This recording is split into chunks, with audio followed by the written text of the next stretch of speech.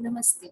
Myself, Shipa Thakur, Faculty of Pharmaceutical Sciences, Jayati Vidyapith Women's University. Today's my topic is Intrauterine Drug Delivery System, in short, IUDDS.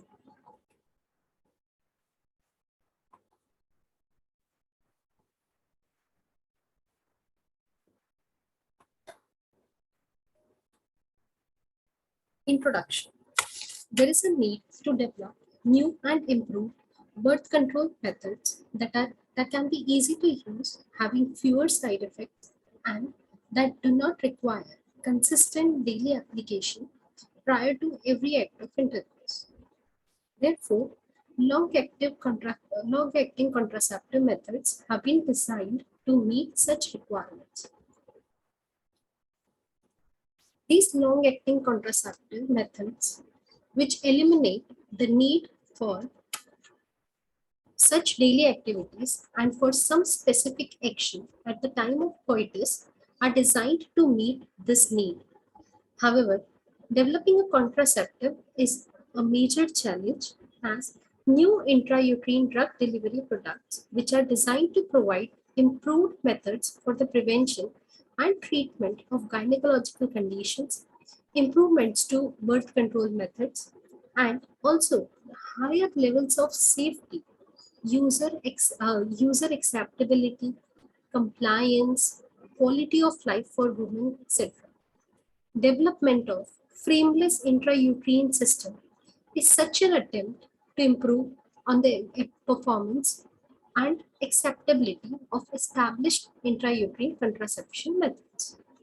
There is no doubt that acceptability and popularity of this method can be enhanced by giving attention to the patient's physical and physiological comfort during insertion of these devices. An intrauterine drug delivery system, that is IUDDS, is used for the controlled release of drug having progesteronic activity over a prolonged period of time and at a level required for contraception. There are some advantages of the IUDDS. It is long lasting, it has lasts for a longer time. That is, these contraceptive devices can be used from 1 year to 10 years. It can last for more than 10 years even. Next, no medications interfere in their work. Applying or using an intrauterine device will never have any interference of the medications that are orally taken or that are taken by any other routes. It is even safe to use at the time of breastfeeding. Breastfeeding mothers can also use such devices with freeness of any problems or any interference. More than 99% effective. These have been proved for preventing pregnancy. No vaginal bleeding or light regular periods were observed. It provides an alternative choice if there is any difficulty for a person to take the hormone estrogen. As there are some advantages, there are some disadvantages too. So let us see some disadvantages.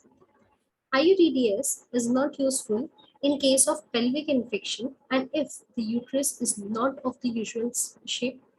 If there is any pelvic infection or the uterus is disrupted, IUDDS cannot be used. There are some risks for people during insertion and removal of these devices. It does not protect against sexually transmitted infections as these are just the devices that can be used to prevent pregnancy, but this cannot be used for preventing the STDs. It is not suitable in situations like for persons having low iron levels, having high periods, or endometriosis. It may cause contraindications like copper allergy, immunodeficiency disorders, Wilson's disease, acute liver disease, etc. by using these devices. Next, let us talk about the anatomy of the uterus. Uterus in shape is an inverted pear-shaped structure. It is a hollow muscular shaped organ which has thick walls and glandular linings. These glandular linings are called endometrium. The measurements of uterus are length is 7.5 centimeter, thickness is 2.5 centimeter, breadth 5 centimeter, and it weighs 30 to 40 grams. The part of the body which lies above the plain passing through the points of entrance of the uterine tubes is known as the fundus. The part below is termed as the body. The uterus is divided into two parts, that is fundus and the body.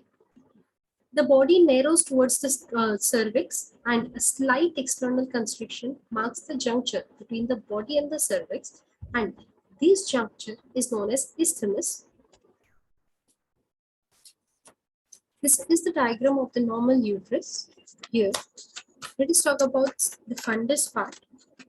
Fundus is convex in shape, convex in all directions, as we can see in the diagram, and covered by peritoneum continuous with that on the vesical and intestinal surfaces. The lateral margins are slightly convex. Next, let us talk about the body part that comes after the fundus. The body gradually narrows from the fundus to the isthmus.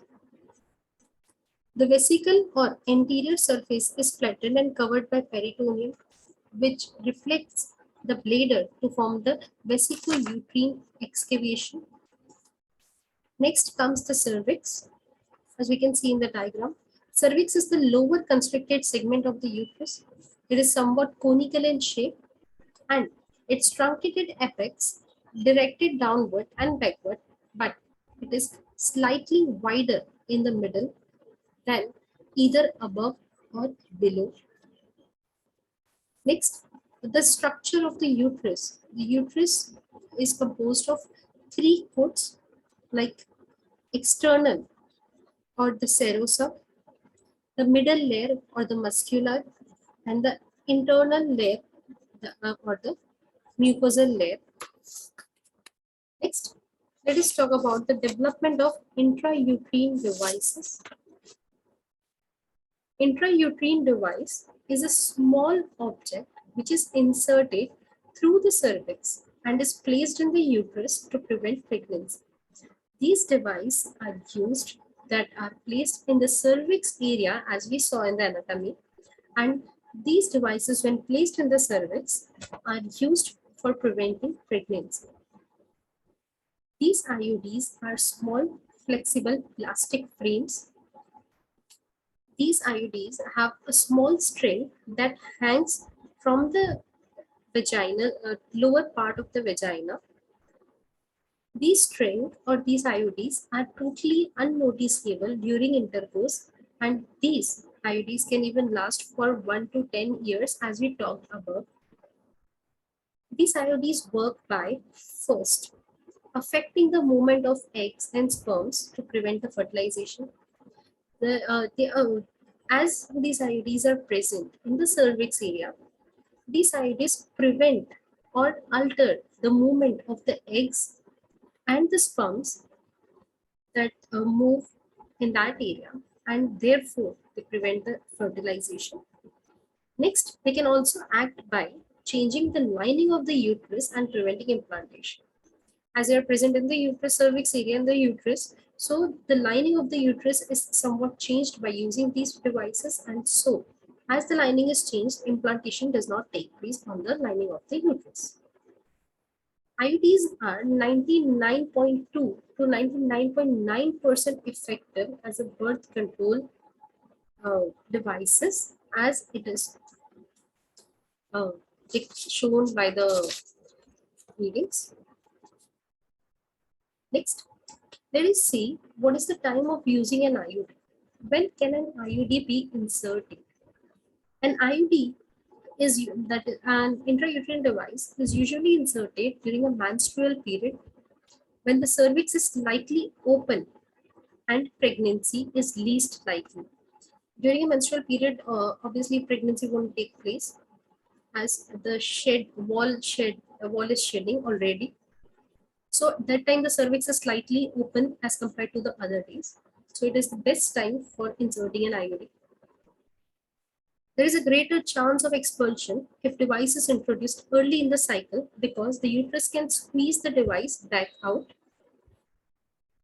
Therefore, the best time for insertion is just after a period. Let us see the best time for IUD insertions as given in the table further. Here we have women situations, separate situations, and when to start means when to insert an IUD. First, women having menstrual cycles. So the IUD can be inserted within first 12 days of the start of the menstrual bleeding. The day when the menstrual bleeding starts, from that it is counted as day 1 until day 12 it can be inserted. And mainly after the bleeding has stopped, of course, it can't be inserted on the first day. It can be inserted after 3 days, 4 days, or 5 days, or as per the person, as per the woman's bleeding timing. And once the bleeding is stopped and once the woman is convenient, IUD can be inserted.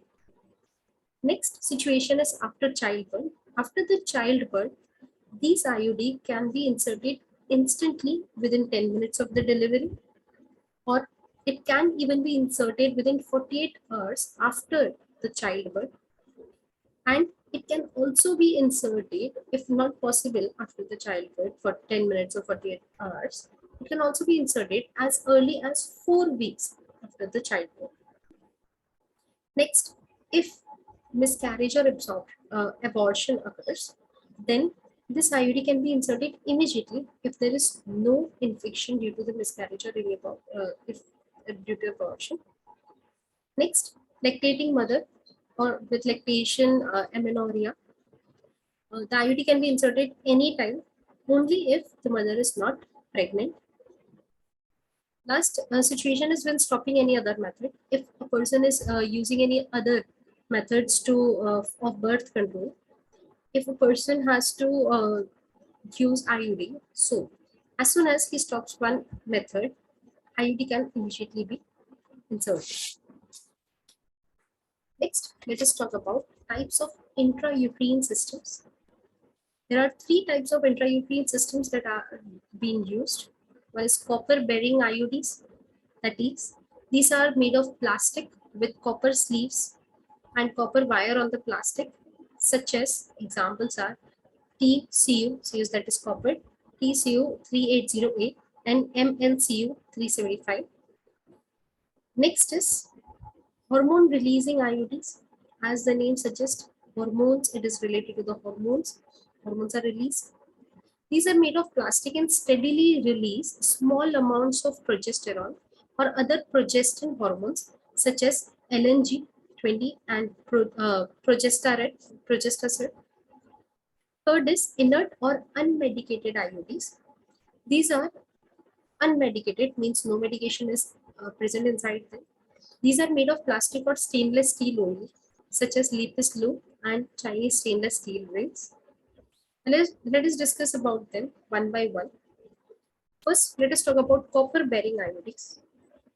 The copper wire or copper sleeves are put on the plastic frame, that is polyethylene frame. Examples of these copper-bearing IUDs are copper T, the simplest thing that is used from a longer time. Next is CuT, that is copper T380A, multi-load 375, etc. These various types of IUDs, as we saw in the examples, differ from each other only in the amount of copper present in them. The initial copper IUD, which were wound with 200 to 250 mm square wire, that is copper T200. The modern copper containing devices contain more copper and a part of copper in the form of solid tubal sleeves rather than a wire. Before that, copper was available in the wires, but now it is available in the solid tubal sleeves. This increases the efficacy and the lifespan of the IUD of the device. Example is CuT380A. Its mechanism of action, that is the working of copper-bearing IUDs, is it functions as contraceptive, that is inhibiting the fertilization. It inhibits the sperm motility and blocks activation of acrosomal enzymes in the sperm head needed for the sperm to penetrate through the zonal plecucida to enable union of the gametes. Next, let us talk about hormone releasing IUDs. These work by releasing a small amount of LNG, that was levonorgestrel, a progestin. The primary mechanism of action is making the inside of the uterus fertile to sperms. It makes the uterus fertile for the sperms. They make the endometrial lining thin and potentially impair implantation, but this is not their usual function. As they make the endometrial lining thin, they reduce or even prevent menstrual bleeding and can be used to prevent menorrhagia, that is heavy menses. Next, let us